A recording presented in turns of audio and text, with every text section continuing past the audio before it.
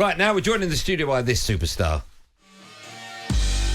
Welcome to the jungle. He's finding it so difficult. There's a body shot. Big left hand. Down goes the goalie. That came from nowhere. He's never been hit. He's never taken a shot. We've never seen a goalie under pressure. Now is the time. Still looks very tired here, Lawrence Okoli. Oh, he's been caught again by He's dropped through his feet, Okoli. He's trying desperately to get away from Okoli to throw his own shot. Okoli goes down again. Almost falls to the canvas. He's going to get counted again. And the new WBO Cruiserweight Champion of the World, Chris Billam-Smith.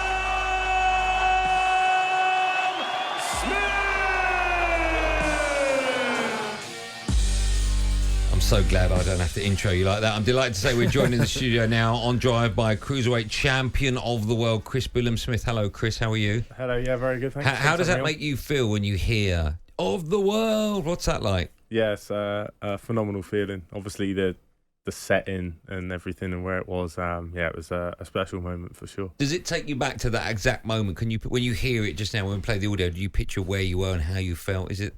Yeah, I mean, a lot of time I picture like it from the camera angle because I've watched it back so many times. I bet you have. But I haven't watched it in a while, so it's nice to hear it again. And you brought the belt in. Where's the belt? I know. That's what I said. That's the first question I asked. The belt's in London, right? The belt's in London. The belt, I forgot to bring the belt. I apologise. Where is it? I mean, don't tell us the exact location in case someone. It's where I'm staying because I brought it up. I was meant to bring it in, but yeah. So hold on. So you brought it up. I brought it up for Sky Sports yesterday, and then I was meant to bring it today. And did you remember it for Sky Sports?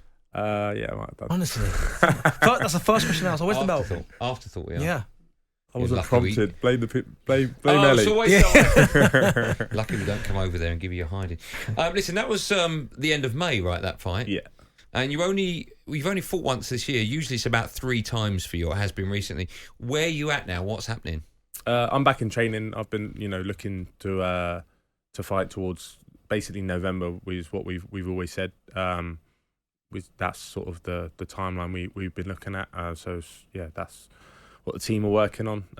My team and Sky Sports and Boxer are working on a date in November, I think.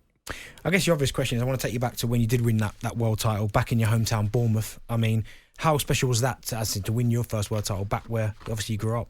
Yeah, I mean, I had a season ticket at that football stadium. Did you, yeah? As a 12-year-old till I was about 14. Sorry, you're from Bournemouth, right? Yeah. I'm from so you support your local club? Yeah. Okay. Yeah.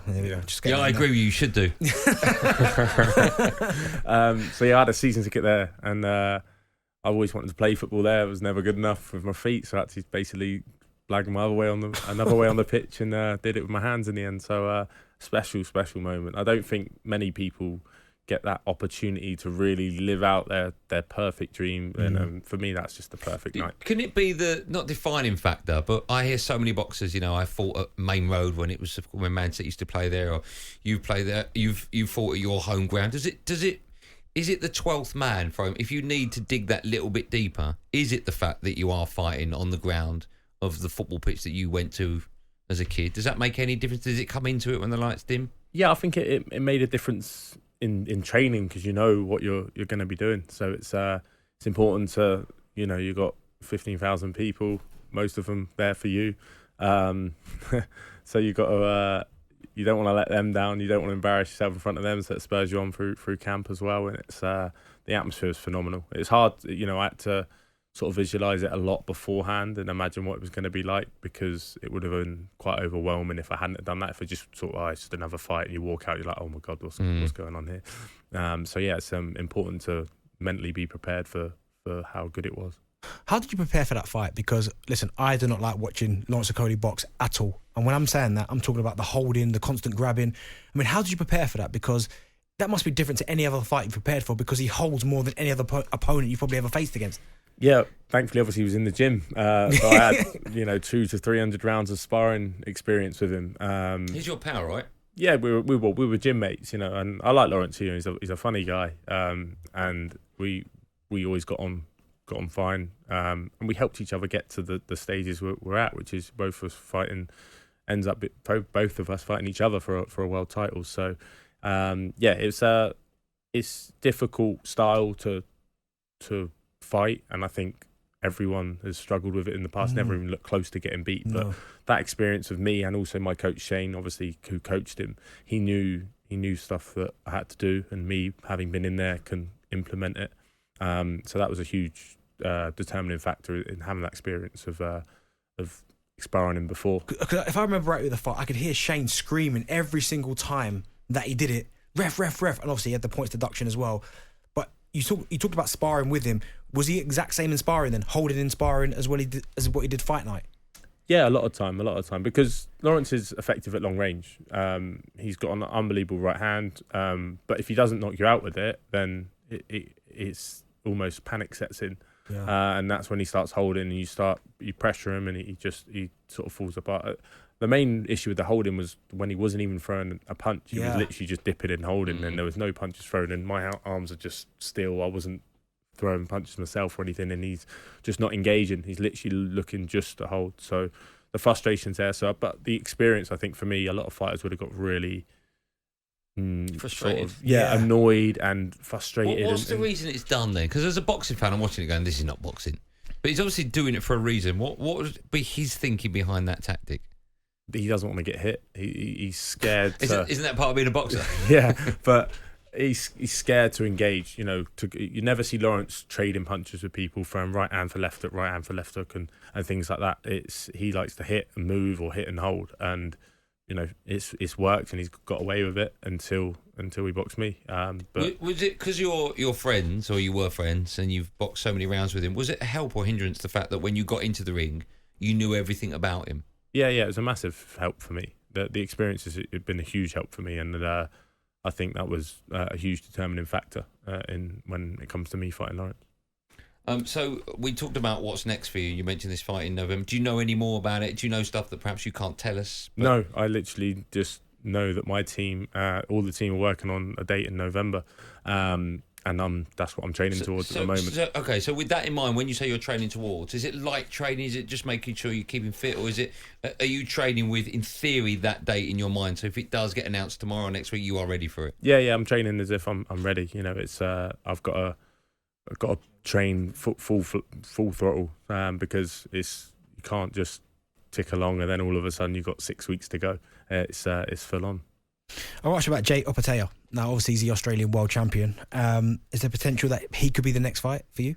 Would you like that fight? Yeah, I love that fight. He's obviously got the IBF title. He's fighting this weekend, so it won't be next for me because I think the turnaround will be too quick. But it'd be great if we can get a fight on with him or Jordan Thompson, who he's fighting this weekend. So Jordan was sparring partner for me in the beginning of my last camp for Lawrence, because he's like 6'7". So he's huge at the weight, big puncher, and he's got a chance in this fight. I think you're going to make Opata the favourite because of his wins, but yeah, the winner of that fight I'd love. Has your life changed dramatically or at all since you become world champion? No, I mean, even the night I got home from the fight, it was I got home. My wife got home earlier than me to relieve the babysitter. I got in from the hotel. It wasn't much of an after party. It was about 10 of us in a hotel room eating pizza. Right. And then I got home 5:30, and she was like, "Are you going to be able to sleep?" And I was like, "Probably not." She just handed me the little man because he was awake. How was the little man? He was 1 the day before my fight. Wow. So he was 1, and just took him into the lounge, showed him my belt. He sort of thought, "Oh, that's cool," for about 4.5 seconds, and then put it in his mouth, ate it, was sick on it, and then went to sleep.